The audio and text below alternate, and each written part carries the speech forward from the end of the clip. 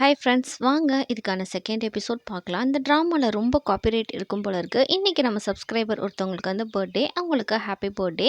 இந்த ட்ராமாவில் எல்லாமே வந்து ஃபோட்டோஸில் தான் ஆல்மோஸ்ட் வரும். கொஞ்சம் கொஞ்சம் தான் வீடியோ கிளிப்பிங் வரும். ஏன்னா அதில் காப்பிரைட் அதிகமாக கொடுக்குறாங்க. ஏன்னா அதுக்கு தான் இந்த ட்ராமாவை வந்து யாருமே போடவே இல்லை. நல்லா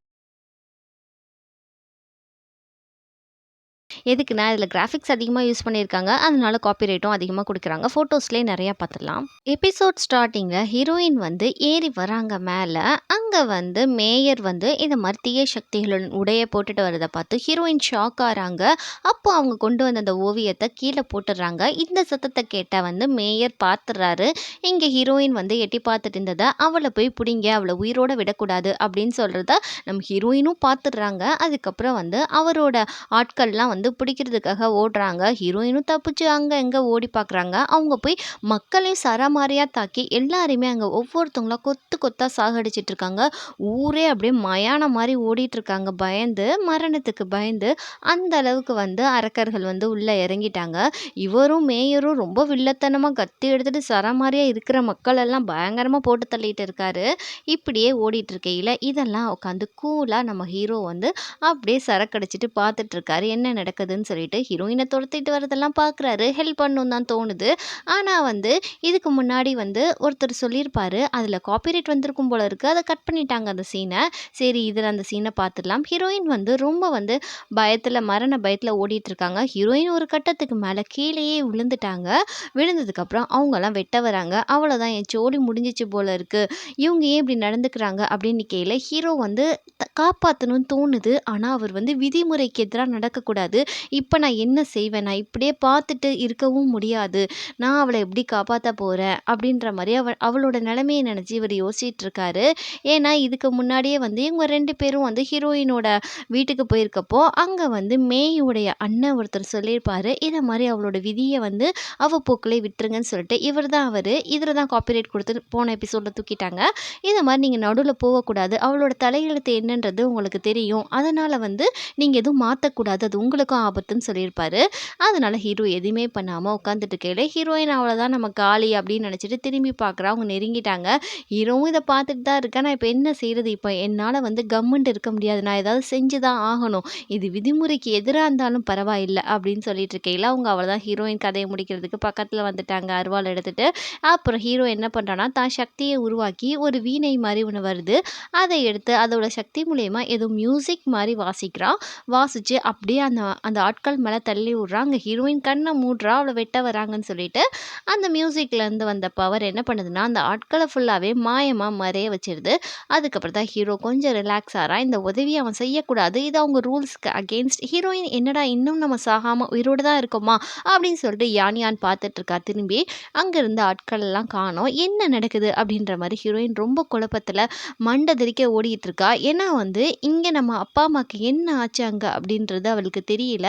அதனால போய் நம்ம உடனே பார்க்கணும், நம்ம கோட்டைக்குள்ளே என்ன நடக்குதுன்னு சொல்லிட்டு அப்படின்னு சொல்லலை. இங்கே கோட்டையை தான் காட்டுறாங்க. அரசருக்கு உச்சக்கட்ட கோவம் வந்துருச்சு. என்னடா இங்கே நடந்துட்டு இருக்கு, 1000 படைகள் திரண்டு நம்ம கோட்டை வாசல் முன்னாடி வந்துட்டு இருக்கு, நைட்லாம் என்னடா பண்ணீங்க, இதை பற்றி என்கிட்ட சொல்லாம அப்படின்னு சொல்லல. எல்லாரும் மௌனமாக நிற்கிறாங்க. எங்கே போனார் மேயர் அவர் வந்தால் தான் இதெல்லாம் சரியாகும் அப்படின்னு சொல்லல. அங்கே இருக்க வயசான ஆளு ஒரு மாதிரியாக திரும்பி பார்க்குறாரு. அதுக்கப்புறம் இந்தாங்க, இதுதான் அவரோட ராஜினாமா லெட்டர், அவர் வந்து அந்த ஈவல் ஸ்பிரிட்டோட சேர்ந்துக்கிட்டாரு அப்படின்னு சொல்லல. இங்கே ராஜாவுக்கு அவ்வளோதான் கதி கலங்கி போச்சு, துரோகியேன்னு சொல்லிட்டு. இங்கே வந்து ஜியாங்க வந்து நாடே கடத்தி கூட்டிகிட்டு போயிட்டுருக்காங்க. இப்போ எங்கே போயிட்டுருக்கோம் அப்படின்னு கேட்கையில் எதுவும் பேசக்கூடாது, உங்கள் அப்பாவோட ஆர்டர், நீங்கள் கம்முண்டு வரணும், நம்ம வந்து இந்த நாட்டை கடந்து போகிறோம் அப்படின்னு சொல்லல. ஊருக்குள்ளே என்ன நடக்குது எனக்கு இப்பயே சொல்லு, நம்ம டெம்பிளுக்கு போகாமல் எங்கே போகிறோம், இப்போ சொல்கிறியா, என் கழுத்தறுத்து நான் செத்து போயிடுவா அப்படின்னு சொல்லிட்டு இங்கே ஜியாங் கேட்குறான். அப்போ வந்து வேண்டாம் வேண்டாம், நான் கோட்டைக்கே திருப்பிடுறேன், ஒன்றும் பிரச்சனை இல்லை அப்படின்ற மாதிரி இந்த தேர் ஓட்டுறவர் சொல்கிறாரு. இங்கே 1000 படைகள் திரண்டு வந்து லியோவுடைய நாட்டுக்கு வந்து திரண்டு வந்துட்டு இருக்கு. இதை ஹீரோ வந்து உட்காந்து பார்த்துட்டு இருக்கான். அப்போ வீணையை வச்சுட்டு உட்காந்துருக்கான். திரும்பவும் அவன் வந்து ரூல்ஸ்க்கு அகேன்ஸ்டாக தான் போயிட்டுருக்கான் ஹீரோயினுக்காக. இதை உட்காந்து பார்த்துட்டு இருக்கான். நீங்கள் எப்படிடா வருவீங்கன்னு சொல்லிட்டு. அப்போ வந்து ஆதி பார்க்குறான், இந்த லார்ட் வந்து நம்மளுடைய வழியில் குறுக்க வரான், இது தவறாச்சே அகேன்ஸ்ட் ஆச்சேன்னு சொல்லிட்டு அம்பு விடையில் நம்ம ஹீரோ அசால்ட்டாக அதை தூசியாக்கிடுறான். அதுக்கப்புறம் ஹீரோ எதுவுமே கண்டுக்கல. அவங்க பாட்டில் வந்து உள்ளே போய் எல்லோரும் கொல்ல ஆரம்பிங்கன்னு சொல்லிட்டு லியோவோட அரண்மனை அரண்மனைக்குள்ள வந்து நுழைஞ்சிட்டாங்க. வந்த உடனே ராஜ மரியாதை மேயர் குடுக்குறாரு. ஆதிய பார்த்து நம்பிக்கை துரோகம் பண்ணதும் இல்லாம ஹீரோயின் வந்து பார்க்குறா. அங்க ஃபுல்லா பிணங்களா நிறைஞ்சு கிடக்கு. இத பார்த்து அவளுக்கு ஒண்ணுமே புரியல. அப்படியே அவங்க நாடு ஃபுல்லாவே ஒரே பிணமா தான் கிடக்கு. அவ கோட்டை ஃபுல்லா. அங்க இருக்க பணிப்பெண் அவளுக்கு தெரிஞ்ச பணிப்பெண்ணை எழுப்புறா. "எந்திரி எந்திரி உனக்கு என்ன ஆச்சு?" அப்படின்னு சொல்லி கேட்குறா. அப்போ வந்து யாருமே எந்திரிக்கல. அப்படியே மனசு உடைஞ்சு போய் அங்க இருக்கையில, இங்க பயங்கரமான ஃபைட் போயிட்டுருக்கு. கோட்டைக்குள்ள வந்து சரம் மாரி எல்லாரையும் அடிச்சிட்டு இருக்காங்க. ஹீரோயினோட அண்ணனும் பயங்கரமா சண்டை போட்டுட்டு இருக்கான் எல்லார் கூடயும். இங்க வந்து ராணி வந்து உயிருக்கு பயந்து தப்பிச்சு போகையில ராஜா பார்க்குறாங்க. "என்ன இங்க நடந்துட்டு இருக்கு? எங்க போனாரு மேயர்? அவர கூட்டு வந்து இதெல்லாம் சரி பண்ணலாம்ல" அப்படின்னு சொல்லையில, "அவன் தான் படுபாவி பையன் இதெல்லாம் பண்ணது" அப்படின்னு சொல்லிட்டு இருக்காங்க. இங்க ஆதி வந்து உள்ள நுழைஞ்சிட்டான். ஹீரோயினோட அண்ணனுக்கு அவ்ளோ கோவம் வருது. ஆனா வந்து ஆதி வந்து கத்திய வச்சு ஹீரோயின் அண்ணன குத்திட்டான் சரமாரியா. பாவம் அந்த பையன் அங்க துடிதுடிச்சு சாவுறப்ப கூட, "அம்மா, அப்பா இந்த இடத்த விட்டு ஓடிருங்கன்ற" மாரி சொல்றான். இங்க வந்து அம்மா பார்த்து, "என் பையன் இப்படி செத்து போயிட்டானே" அப்படின்ற மாரி கத்தையில, "தோ உங்களுக்காக வரேன்ற" மாரி ஆதி பார்க்குறான். "அம்மா, அப்பா 2 பேரும் இந்த இடத்த விட்டு போயிடுங்க, தப்பிச்சிருங்க" அப்படின்னு சொல்றான். ஆதி நினைக்கிறான், "நீங்க எப்படி தப்பிக்கிறீங்கன்னு நான் பார்க்குறேன்" அப்படின்னு சொல்லையில, இங்க இந்த வேலைக்கார பொண்ணு பேரு மே. மே வந்து கத்தி குத்தப்பட்டு படுத்துட்டு இருக்கா. ஹீரோயின பார்த்தா அப்படியே லைட்டா எந்திரிக்கிறா. ஹீரோயினுக்கு அப்பதான் உயிரே வருது. "மே நீயாவது உயிரோட இருக்கியா?" அப்படின்ற மாரி ரொம்ப ஆச்சரியமா பார்த்துட்டு, அவ ரொம்ப சந்தோஷப்படுறா. "மே உனக்கு எதுவுமே ஆகலையே மே, நீ நல்லா தானே இருக்க" அப்படின்ற மாரி சொல்றா. "இப்படி நம்ம ஆட்கள்லாம் இப்படி குத்தி போட்டுட்டாங்களே" அப்படின்னு சொல்லையில, அப்ப ஹீரோயின் பின்னாடி ஒரு ஆள் வந்து ஹீரோயினை கொலை பண்றதுக்காக வரான். அத வந்து மே பார்த்துடுறா. மே என்ன பண்றான்னா, ஹீரோயின தள்ளி விட்டுட்டு அவ போய் அந்த கத்தி குத்த வாங்கிடுறா. அப்படியே மே வந்து ரத்த வெள்ளத்துல கீழ விழுகிறா. ஹீரோயின், "மே எதுவும் பண்ணிடாத மே, நீ இறந்து கிறந்து போயிடாத. நீ இல்லன்னா எனக்கு யாருமே இருக்கா" அப்படின்ற மாரி சொல்லி அழுகுறா. "உனக்கு ஒண்ணும் ஆகாது. நான் உன்ன காப்பாத்திடுறேன். நீ என்னோட க்ளோஸ் ஃப்ரெண்டும் கூட" அப்படின்னு சொல்லல, "இளவரசி நீங்க உங்கள காப்பாத்திக்கோங்க" அப்படின்ற மாரி சொல்லையில, அவன் கத்தி எடுத்துட்டு ஹீரோயின் பக்கத்துல வரையில, பக்கத்துல வந்து "அவன குத்திடுவேன்டா" அப்படின்ற மாரி ஹீரோயின் சொல்லிட்டு இருக்கா. பின்னாடி இருந்து அரக்கன கத்தி வச்சு யாரோ குத்திடுறாங்க. யாருன்னு பார்த்தா ஜியாங் தான் குத்தியிருக்கான். ஏன்னா ஹீரோயினுக்காக ஹீரோயின் பார்க்குறா, "துரோகிங்களா" அப்படின்னு சொல்லிட்டு, "இங்கேருந்து வா, நான் உன்னை பத்திரமா கூட்டிட்டு போய் இந்த நாட்டுக்கு வெளியே உன்னை விட்டுடுறேன், நான் பார்த்துக்கிறேன், வா என்னோட வந்துரு, இங்கே இருந்தால் உனக்கு ஆபத்து" அப்படின்ற மாதிரி ஜியாங் சொல்கிறான். ஹீரோயின் சொல்கிறா, "நம்பிக்கை துரோகியை நீங்கள் வந்து தீய சக்திக்கு அகேன்ஸ்டாக நடந்து எங்கள் குடும்பத்தை இப்படி பழி வாங்கிட்டீங்களே, உங்களை நம்பினது எனக்கு எவ்வளோ பெரிய கழுத்தை அறுத்துட்டீங்க" அப்படின்னு சொல்லல, "எங்கள் எஜமான் கிட்ட அப்படி பேசக்கூடாதுன்னு" இவன் சொல்கிறான். அப்போ வந்து அவன் கோவப்பட்டு, "ஜியாங் நீ வாயை மூடு, நீங்கள் எதுவும் பேசாதீங்கடா, உங்களால் இவ்வளோ பெரிய வேலை இங்கே நடந்திருக்கு தெரியுமா" அப்படின்னு சொல்லிட்டு இருக்கையில் ஹீரோயினை கூப்பிட்றா. "வா யாயான்னு, நான் கூட்டிகிட்டு போகிறேன் உன்னைய" அப்படின்னு சொல்லையில ஹீரோயினுக்கு செம்ம கோவம் வருது. "நீங்களாம் பேசுறதுக்கு தகுதியான ஆளே கிடையாது. எங்க ராஜ்யத்தையே நீனும் இந்த ஆதியோட தீய சக்திங்களை வச்சு கூட்டணி பண்ணிட்டீங்களே" அப்படின்னு சொல்லிட்டு அவனோட கண்ணை வந்து இவ வந்து பறிச்சிடுறா.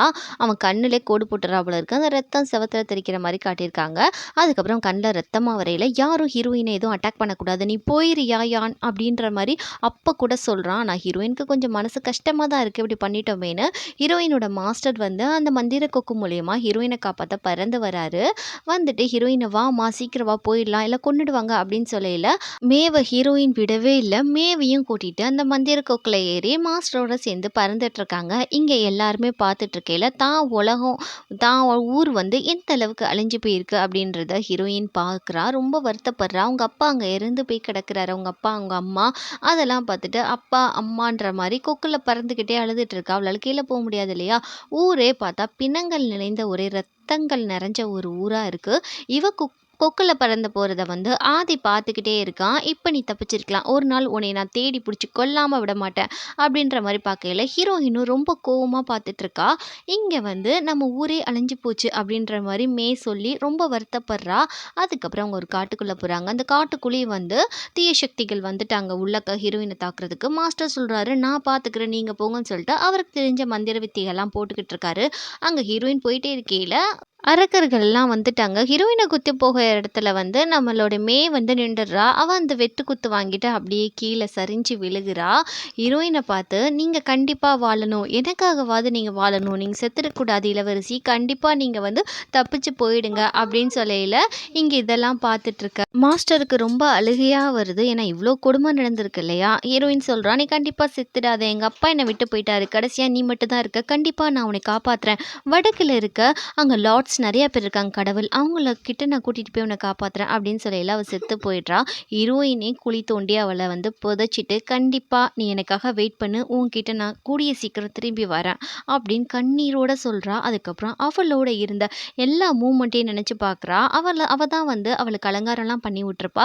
அதுக்கப்புறம் அவங்க அப்பா அம்மா கூட இருந்த நினைவுகள், அவங்க அண்ணன் கூட இருந்த நினைவுகள், இதெல்லாம் நினைச்சு பார்த்து அவ மனசு கலங்கி போயிருக்கா. இனிமே எதுக்கு நான் இந்த உயிர் வாழணும் அப்படின்னு சொல்லிட்டு அவ பேரை போட்டு அந்த பலகையில அடிச்சிட்டு இருக்கா. அவன் நினைவா வந்து அவனோட அந்த மன்னரை பக்கத்துல வைக்கணும்னு சொல்லிட்டு ஹீரோயின் வந்து இனிமே நான் வாழ்றதுக்கு தகுதி இல்லை, நான் பேசாம செத்துடுறேன் மாஸ்டர் அப்படின்னு சொல்லல. நீ சாகக்கூடாதுமா, கண்டிப்பா நீ உயிரோட இருக்கணும், அவங்கள பழி வாங்குறதுக்காகவாது நீ உயிரோட இருக்க வேணாமா அப்படின்னு சொல்றாரு. எப்படி போய் நான் ஒரு டீமன்ஸை போய் பழி வாங்குவேன், நான் அந்த அளவுக்கு ஒன்றும் திறமையான ஆள் கிடையாது, நான் சாதாரண ஒரு மனுஷ பெண் தானே அப்படின்னு சொல்றப்போ அதுக்கு ஒரு வழி இருக்கு அப்படின்ற மாதிரி மாஸ்டர் சொல்றாரு. தூய்மையான மந்திர விளக்கு ஒன்று இருக்கு, அதை போய் நீ எடுத்துட்டு வரணும். அந்த விளக்கை எடுத்துட்டு வரப்போ ஒரு ரத்தத்தை தியாகம் பண்ற மாதிரி இருக்கும், ஒரு ரத்தத்தை கொடுத்துட்டு எடுத்துட்டு வரணும். அதை வச்சு கட்டுப்படுத்தி அதை சாகடிச்சிடலாம். கிட்டத்தட்ட அது சாம்பலா ஆயிடும். அந்த டீமன்ஸ் ஃபுல்லாவே அந்த உலகத்தை அழிக்கணும்னா கண்டிப்பா அந்த மந்திர விளக்கு வேணும் அப்படின்னு சொல்லல. கண்டிப்பா அந்த மந்திர விளக்கை நான் எடுத்துட்டு வந்தே ஆகுவேன், ஊரையே அழிச்சவங்கள கண்டிப்பா அந்த டீமன்ஸை நான் கொல்லாம விட மாட்டேன் அப்படின்னு ஹீரோயின் சொல்லல. அப்ப மாஸ்டர் சொல்றாரு, சியாங்கோ மலையில தான் அந்த மந்திர விளக்கு இருக்கு அப்படின்னு சொல்லல. கண்டிப்பா நீங்க சொல்றதெல்லாம் நான் செய்யறேன், எனக்கு எல்லா வித்தைகளும் கற்றுக் கொடுங்க மாஸ்டர் அப்படின்னு சொல்லி. குனியில இளவரசியே நீங்க குனியக்கூடாது அப்படின்னு சொல்லிட்டு, எந்திரிங்க, நீங்க இப்படி பண்ணாதீங்க, உங்களுக்கு எல்லாமே நான் சொல்லித்தரேன் அப்படின்ற மாதிரி சொல்லி எழுப்பி விட்றாரு. சரி நான் என்ன செய்யணும் அப்படின்னு சொல்லல. உன்னோட அடையாளத்தையே நீ மாற்றணும், நீ இளவரசி கிடையாது, இப்போ இருக்க நீ எல்லா ஐடென்டிட்டியும் தொலைச்சிட்டு நீ ஒரு புது பெண்ணா உருவம் எடுக்கணும். நீ வந்து இந்த மாதிரி இந்த இளவரசின்னு யாருக்குமே தெரியக்கூடாது, நீ புதுசாக ஒரு பெண்ணா இரு, நான் சொல்கிறதெல்லாம் கேளு, அதன்படி நட, அந்த விளக்கை எடுத்துட்டு வா, அதுக்கப்புறம் பார்த்துக்கலாம் அப்படின்னு சொல்லல. நீங்கள் சொல்கிறது அப்படியே ஆகட்டும் அப்படின்னு சொல்லிட்டு இருக்கேல, இங்கே மேயோட சமாதியில் கண்டிப்பாக நான் உங்ககிட்ட திரும்பி வருவேன், எனக்காக காத்துட்டுரு அப்படின்னு சொல்கிறான். ஜியாங்கி மலையை தான் காட்டுறாங்க. நெக்ஸ்ட் சீனில் வந்து அங்கே ரொம்ப பனியாக இருக்கனால அங்கே வேலை செய்கிற பெண்கள்லாம் க்ளீன் பண்ணிகிட்டு இருக்காங்க. இவ பேர் வந்து ஷியாங். இவ வந்து க்ளீன் பண்ணிக்கிட்டே இருக்காங்க, நிறைய கவிதைகள்லாம் எழுதிட்டுருக்கு, அதெல்லாம் பார்த்துக்கிட்டே இருக்கா. அப்போ வந்து ஒருத்தவங்க வர்றாங்க, அவங்க பேர் வந்து நம்ம லீடர் வச்சுக்கலாம். அந்த இடத்துல ஃபுல்லாக அவங்க தான் மெயின்டெனன்ஸ் எல்லாமே வந்து இதை மாதிரி ஏன் பார்த்துக்கிட்டே இருக்க, க்ளீன் பண்ணுற வேலையை பாரு அப்படின்னு சொல்லிட்டு இருக்காங்க. அதுக்கப்புறம் வந்து மேலே வந்து ஏதோ கொக்கு மாதிரி, அந்த காகித கொக்கு மாதிரி பறக்குது. அதெல்லாம் மக்கள் வந்து ரொம்ப ஆச்சரியமாக பார்த்துட்டு இருக்காங்க. அதெல்லாம் வந்து இந்த கடவுள்கள் ஹீரோ மாதிரி ஒரு குட்டி குட்டி கடவுள்கள் வந்து பறந்து போகிறாங்க. இதை மக்கள் ரொம்ப விசித்திரமாக பார்க்கையில் அந்த ஹெட்டு வந்து சொல்கிறாங்க, இதெல்லாம் வந்து இங்கே நார்மலாக வந்து நடக்கிறது தான், அவங்கள நீங்கள் வியந்து பார்க்காம உங்கள் ஒர்க்கை பாருங்கன்னு சொல்லல. இங்கே வந்து மே மாதிரி ஒரு பொண்ணு வரா, அவள் யாரும் கிடையாது, நம்மளோட யான் யான் நம்மளோட இளவரசி தான். இப்போ வந்து மேயோட உருவத்தில் வந்து வந்திருக்கா. இதெல்லாம் வந்து அந்த ஹெட்டு வந்து மேயை பார்த்துட்டே இருக்காங்க. ஏன்னா வந்து அவள் ரொம்ப கேஷுவலாக எல்லாரும் வந்து அந்த லாட்ஸை பார்த்துட்டு இருக்கையில் இவன் மட்டும் போய் கட்டைக்கு நெருப்புக்கு வந்து கட்டை போட்டுட்ருக்கா. இந்த பொண்ணு மட்டும் ஏன் ரொம்ப குவைட்டாக பொலைட்டாக இருக்கான்ற மாதிரி அவங்க வந்து எப்பயுமே ஹீரோயினை நோட்டீஸ் பண்ணிகிட்டே இருப்பாங்க. ஒரு வித்தியாசமாக இருக்காளேன்னு சொல்லிட்டு ஹெட் சொல்கிறாங்க, பார்த்ததெல்லாம் போதும், போய் வேலையை போய் செய்யுங்க அப்படின்னு சொல்லிட்டு இருக்காங்க. அவர் வேலைகளை நல்லா பாருங்க. அடுத்த மாதம் வந்து டிராகன் ராஜா வெள்ளை ரிவர்லேருந்து நதியிலேருந்து வரப்போகிறாரு அப்படின்னு சொல்கிறதெல்லாம் ஹீரோயின் கேட்டுக்கிட்டே தான் இருக்கா. அதுக்கப்புறம் சீக்கிரம் போய் வேலையை பாருங்க நாங்கள் பற்றி விட்றாங்க. ஹீரோயின் வந்து அந்த நெருப்புக்கெல்லாம் வந்து கட்டை போட்டுட்டு ஊதி ஊதி விட்றா. ஏன்னா எல்லாருக்கும் கொஞ்சம் இதமாக இருக்கட்டும்னு சொல்லிட்டு அப்படியே ஊதிட்டு இருக்கையில் ஹெட் அடிக்கடி கவனிக்கிறது நம்ம ஹீரோயினுக்கு தெரியும். அவங்க நம்மளை நோட்டீஸ் பண்ணுறாங்களா இல்லையா அப்படின்ற மாதிரி லைட்டாக திரும்பி பார்க்குறா. ஆனால் அவங்க ஹீரோயினை தான் பார்த்துட்டு இருக்காங்க. அப்படியே ஹீரோயின் வந்து அந்த ஜியாங்கி மலையை பார்த்துட்டு இருக்கா. ஏன்னா அங்கே தானே அவள் தேடி வந்து அந்த விளக்கு இருக்குது, அதுக்குள்ளே நம்ம எப்படி போக போகிறோம், நம்மளோட டாஸ்க்கை எப்படி கம்ப்ளீட் பண்ண போகிறோம் அப்படின்ற மாதிரி யோசிச்சுட்டே இருக்கா. ஹீரோயின் அவங்க கூட வேலை செய்கிற எல்லாருமே வந்து ஒரு இடத்துல சொல்லி பிறக்கிட்டு இருக்காங்க. அப்போ வந்து சில பெண்கள் வந்து கேட்குறாங்க, இதை மாதிரி வந்து உனக்கு சில நாங்கள் வந்து சென்ட்டு பொருள் அது மாதிரி சில க்ரீம்ஸ் எல்லாம் கொடுத்துட்டு, சரி எங்களுக்காக நீ சொல்லியும் பிறக்கு, நீ அன்னைக்கு ஒரு சப்பாத்தி ஒன்று சுட்டு அது ரொம்ப நல்லா ஆச்சு, திரும்ப எங்களை சுட்டு கொடு அப்படின்னு சொல்லல. எங்கள் ஜியாங் வந்து நடுங்கி நடுங்கி வந்துட்டுருக்கா ஹீரோயின்கிட்ட. உன்கிட்ட ஒன்று சொல்லணும் சுன் அப்படின்னு சொல்கிறா. இப்போ வந்து அவள் சுன்னாக தான் இருக்கா. சுன்னுன்ற பேரில் எனக்கு கொஞ்சம் பணம் கூடன்னு கேட்கல. திரும்ப எந்த பாய் ஃப்ரெண்ட் அடி பிடிச்ச பணம் கேட்டுட்ருக்க, உனக்கு இதே வேலையாக போச்சு, நீ ஏன்டி இப்படி இருக்க அப்படின்ற மாதிரி திட்டுறா. திட்டாதிரி, அந்த ஜுயாங்கோ மலைக்கு நான் போகிறதுக்காக தான் நான் காசு சேர்த்து வச்சிட்ருக்கேன் தெரியுமா, ஏன்னா வந்து அங்கே வந்து போகிறதுக்கு ஆள் எடுக்கிறாங்களாம் அப்படின்னு சொல்லிக்கிட்டு இருக்கா. சரி ஹீரோயினும் இது ஒரு நல்ல வாய்ப்பு தான் நம்மளுக்கு அப்படின்னு சொல்லி நினச்சிட்டு இருக்கையில, நீ தான் எனக்கு ஹெல்ப் பண்ணணும். நீ போய் ஹெட்டு கிட்ட போய் நான் குடுக்குற அவங்களுக்கு சில பூசணிக்காய் விதைலாம் பிடிக்கும். அத நான் குடுக்குறேன். நீ போய் அவங்கள்ட்ட போய் குடு. குடுத்து இத மாரி அந்த மலைக்கு போணும்னு ரெக்கமெண்ட் பண்ணு. கண்டிப்பா உன் மேல ஒரு நல்ல அபிப்பிராயம் இருக்கு அவங்களுக்கு. கண்டிப்பா அவங்க ஓகே சொல்லுவாங்கன்னு சொன்னோனே, ஹீரோயின் சரி எப்படியும் நம்மளும் அந்த மலைக்கு போணும். நம்மளும் பண்ணலாம் அப்படின்ற ஒரு ஐடியால இருக்கா. ஹீரோயின் ஹெட்ட பார்க்கறதுக்காக போறா. வணக்கம் சொல்றா. உங்களுக்கு ஏதாவது நான் வேலை செய்யணுமா ஹெட் அப்படின்னு சொல்லையில, அதெல்லாம் வேணாம்மா. உன்ன பார்த்து நான் பேசணும்னு தான் நெனச்சேன் அப்படின்னு சொல்லையில, சரி என்னன்றத சொல்லுங்க அப்படின்னு சொல்றா. அங்க பாரு அங்க ஒரு பையன் உட்காந்துருக்கானா, அவன் வேற யாரும் கிடையாதும்மா. என்னோட வந்து அக்கா பையன் தான் அப்படின்றத அந்த பையன இன்ட்ரோ பண்றாங்க. அப்படின்னு சொல்லையில சரின்னு சொல்லிட்டு ஹீரோயின் வந்து அந்த பையன பார்க்குறான்.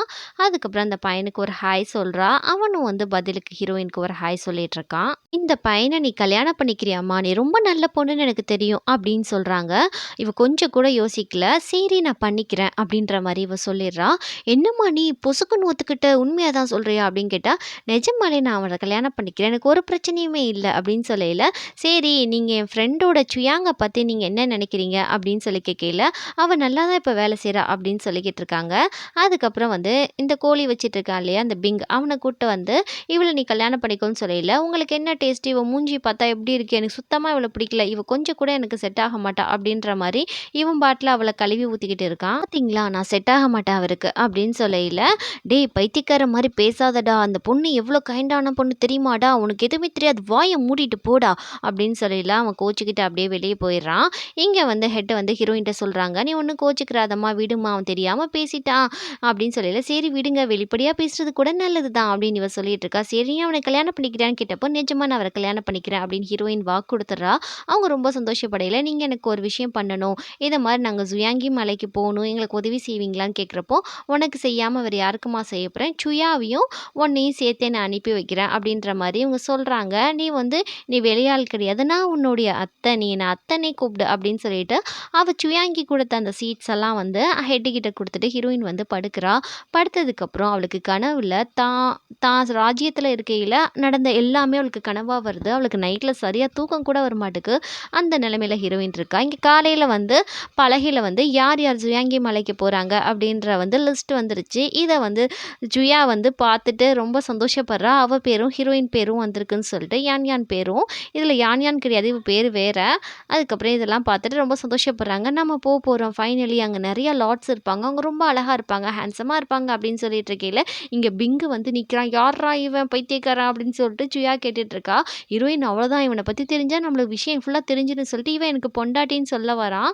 அப்போ சூன்னு அப்போ ஹீரோயின் வந்து வாய மூடிட்டு, இவன் என்னோட ஃப்ரெண்ட் அப்படின்ற மாரி சொல்லிடுறா. ஹீரோயின் பேரு சூ. இந்த பொண்ணு ரொம்ப அழகா இருக்கு. இந்த பொண்ணு பார்க்க ரொம்ப அழகா இருக்கு. ரொம்ப மென்மையான பொண்ணு அப்படின்னு சொல்லிட்டு இருக்கையில, எங்க ஹெட் வந்து சொல்றாங்க, யார் யார் பேர்ல லிஸ்ட் வந்துச்சோ அவங்க கிளம்பி தயாரா இருங்க. போலாம் சுயாங்கி மலைக்கு அப்படின்னு சொல்றேன். சுயாங்கி மலைய காட்டுறாங்க. நெக்ஸ்ட் சீன்ல வந்து எல்லாரும் வேற உடைகள் போட்டுட்டு வந்து நிக்கிறாங்க. அங்க வரணும்னா சில நெறைய ரூல்ஸ் அண்ட் ரெகுலேஷன்ஸ் இருக்கு. நீங்க வந்து ரொம்ப அமைதியா இருக்கணும். அங்க யார் முகத்தையும் நிமிர்ந்து கூட பார்க்கக்கூடாது.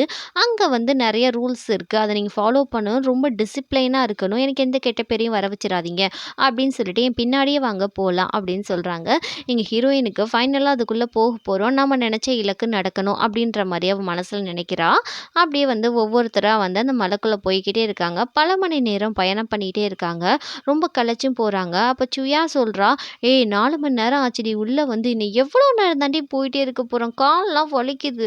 அப்படின்னு சொல்லயில, இப்ப சுயாங்கி மவுண்டனோட நம்ம என்ட்ரன்ஸ்க்கு போறோம். நான் சொல்றேன், அங்க பூக்கள் வித்தியாசமா இருக்கும். அது பேசும். அது டிஃப்ரெண்ட்டா இருந்தா அத பார்த்து கத்திட கூடாது அப்படின்னு சொல்லிட்டு எல்லாருமே என்டர் ஆகுறாங்க. அங்க பார்க்கவே ரொம்ப அழகா இருக்கு. அழகான பூக்கள்லாம் இருக்கு. அது அழகா இருக்குன்னு கூட சொல்லக்கூடாதுன்னு அவங்க சொல்லியிருக்காங்க. சவுண்டே வரக்கூடாதுன்னு. அப்படியே அமைதியா அந்த அழக பார்த்து ரசிச்சுக்கிட்டு எல்லாருமே வந்து அந்த ஊருக்குள்ள என்டர் ஆகுறாங்க. "எவ்வளோ அழகா இருக்கு பாரேன்" அப்படின்னு சொல்லிட்டு போயில, அங்க ஒரு மாய கண்ணாடி இருக்கு. அந்த மாய கண்ணாடிக்குள்ள அவங்க சொல்றாங்க, "இதுக்குள்ள தான் நம்ம போய் போணும். நான் போறேன். ஒவ்வொருத்தரா பின்னாடி வாங்க. டிலே பண்ண வேணாம்." அப்படின்னு சொல்லிட்டு அவங்க ஃபர்ஸ்ட்டு என்ட்ரி ஆகுறாங்க. அடுத்து இருக்கிற எல்லாருமே ஒவ்வொருத்தரா அந்த மாய கண்ணாடிக்குள்ள போயிட்டே இருக்காங்க. இத வந்து சுயா பார்த்துட்டு ரொம்ப எக்ஸைட்மெண்ட்டா உள்ள போய்க்கிட்டு இருக்கா. ஹீரோயின் மட்டும் லாஸ்ட்டா நிக்கிறா. போலாமா? வேணாமா? இதுக்குள்ள எப்படி போனா எப்படி இருக்கும்? அப்படின்ற மாரி யோசிச்சுக்கிட்டு அப்படியே நிக்கிறா. எல்லாருமே போயிட்டாங்க. குனிஞ்செல்லாம் பார்க்குறா. என்ன இருக்கு? எதுவும் தெரியுதா? இது பார்க்க ரொம்ப டிஃப்ரெண்ட்டா இருக்கே! அப்படின்னு சொல்லிட்டு கால வைக்கிறா, எடுக்கிறா, கைய உள்ளக்க விட்றா, எடுக்கிறா. இப்படின்னு பண்ணிட்டு அங்க அங்கே விளாண்டுக்கிட்டே இருக்கா. இந்த உலகத்துக்கும் அந்த உலகத்துக்கும் என்ன கனெக்ஷன்ன்ற மாதிரி இப்படி பண்ணிகிட்டே இருக்கையில் ஹெட் வந்து கையை பிடிச்சி இழுக்கிறாங்க. எவ்வளோ நேரம் தான் நீ விளாண்டுட்டு இருக்க போகிற, உள்ளக்கவா லேட் ஆகுது அப்படின்னு சொல்லிட்டு ஹீரோயினை பிடிச்சி உள்ளே இழுத்துடுறாங்க. எல்லாரும் பார்த்து இருங்க, இப்போ வந்து இளவரசி வர போகிறாங்க அப்படின்ற மாதிரி எல்லாம் ரெடியாக சொல்லல. இங்கே இளவரசி வராங்க. இவங்க பேர் தான் வந்து குயாங்கு. இவங்க தான் இந்த நாட்டின் இளவரசி. அவங்க வந்துட்டு நீங்கள் தான் வந்த புது சர்வெண்ட்டா, வெள்ளை ராஜா வந்து வரப்போகிறாரு, டிராகன் ராஜா வெள்ளை நதியில் வரப்போகிறாரு, நீங்கள் வந்து க்ளீன் அண்ட் நீட்டாக வந்து எல்லா வேலையும் ஆரம்பிச்சிடுங்க அப்படின்ற மாதிரி சொல்லிட்டு அவங்க போகிறாங்க. இங்கே தான் வந்து அந்த குயாங்கு இதான் காட்டுறாங்க. நம்மளோட ஹீரோ வந்து ஜூ வந்து மலை மேலே உட்காந்து ஃப்ளூட் வாசிச்சுட்டு இருக்காரு. இதை பார்த்து அங்கே உள்ள பெண்கள்லாம் ரொம்ப அழகாக வாசிக்கிறாருன்னு அவங்க நாட்டு பெண்களே சொல்லிட்டு இருக்காங்க. லார்ட் ஜூ எவ்வளோ அழகாக வாசிக்கிறாரு பாருன்னு சொல்லிட்டு. அப்போ வந்து என்ன ஆகுதுன்னா, அங்கே வந்து பனிப்பெண்கள் நம்ம ஹீரோயின்லாம் வந்திருப்பாங்க இல்லையா, அவங்கெல்லாம் வரையில் ஜியாங் சொல்கிறா, அங்கே பாரு எவ்வளோ அழகாக அந்த லார்ட் வாசிக்கிறாப்ல அப்படின்னு சொல்லிட்டு இருக்கையில், ஆனால் ஹீரோவுக்கு தெரிஞ்சிடுது அங்கே ஹீரோயின் தான் வந்திருக்கான்னு. ஏன்னா அவனுக்கு லார்ட் இல்லையா, கடவுள் இல்லையா, அதனால் அவனுக்கு தெரிஞ்சிருச்சு. அதுக்கப்புறம் வந்து இவங்க யாருன்னு சொல்லி கேட்கையில், இதை மாதிரி வந்து டிராகன் ராஜா வரனால இவங்கெல்லாம் க்ளீன் பண்ண வந்திருக்காங்கன்னு சொல்லல. அப்படியா அப்படின்னு சொல்லிக்கிட்டு ஹீரோ வாசிக்கிட்டே இருக்கான். இங்கே சுயாங்க்கு வந்து ரொம்ப ஹீரோவை பிடிச்சிடுது. என்ன ஒரு ஹேண்ட்ஸம், எவ்வளவோ அழகாக வாசிக்கிறான் பாருன்னு சொல்லிட்டு அவள் கையில் வச்சு இந்த ஒரு பச்சை கலர் வலையில தூக்கி தண்ணியில் போட்டுறா. ஹீரோ வந்து டெலிபோர்ட் ஆயிட்டாக்குன்னு வந்து அந்த வலையில எடுத்து சுயாங் கிட்ட கொடுக்குறான்.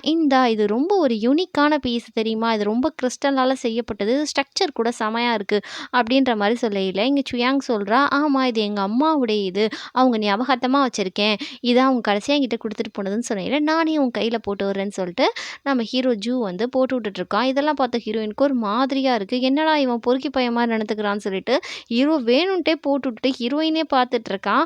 லைட்டாக அவன் கையை நான் கிஸ் பண்ணிக்கிடுவா அப்படின்னு சொல்லி கேட்டுட்டு கிஸ் பண்ணவும் வரா. உன்னோட வாசனை ரொம்ப நல்லா இருக்குன்னு சொல்லிட்டு ஹீரோயினுக்கு ஒரு மாதிரியாக இருக்குது, இவன் என்ன இப்படி நடந்துக்கிறான் அப்படின்னு சொல்லிட்டு. அதுக்கப்புறம் ஹீரோயினுக்கு இது சுத்தமாக பிடிக்கவே இல்லை. அதுக்கப்புறம் பக்கத்தில் வந்து உங்ககிட்ட உன்னை நான் முத்தம் கொடுத்துக்குவா அப்படின்னு சொல்லி கேட்குறான். ஹீரோயினுக்கு வந்து சுத்தமாக பிடிக்காதனால இவன் சரியான பொறுக்கியாக இருக்கான், நம்ம ஃப்ரெண்டு ஏதாவது பண்ணாலும் பண்ணிடுவான் போல இருக்குது, கடவுள்னு சொல்லிட்டு என்ன கேடுகட்ட வேலையை பார்க்குறான் பாரு அப்படின்ற மாதிரி மனசில் நினச்சிக்கிட்டே இருக்கா. ஹீரோயின் என்ன பண்ணுறான்னா, ஒரு ஊசி மாதிரி அதில் மயக்க மருந்து தடவி அவளோட ஃப்ரெண்டுக்கு லைட்டாக போட்டு விட்டுறா.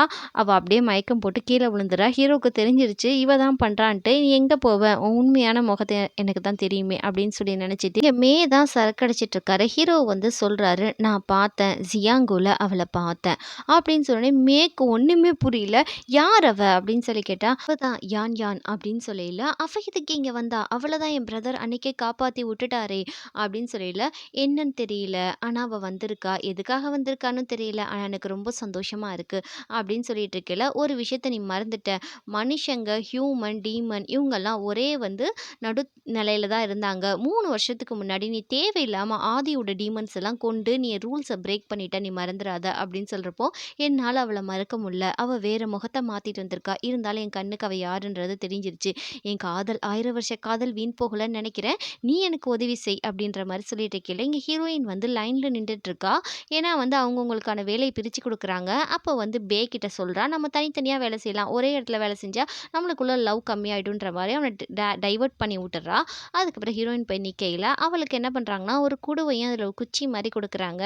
அதை கொடுத்து ஏதோ வேலை செய்ய சொல்கிறாங்க போல இருக்குது. ஹீரோயின் சும்மா இல்லாமல் இதை மாதிரி நான் பூக்களை டேக் கேர் பண்ணிக்கிறேன், அதுக்கு நான் தண்ணி ஊற்றுறேன், அதை நான் பார்த்துக்கிறேன்னு சொல்லல.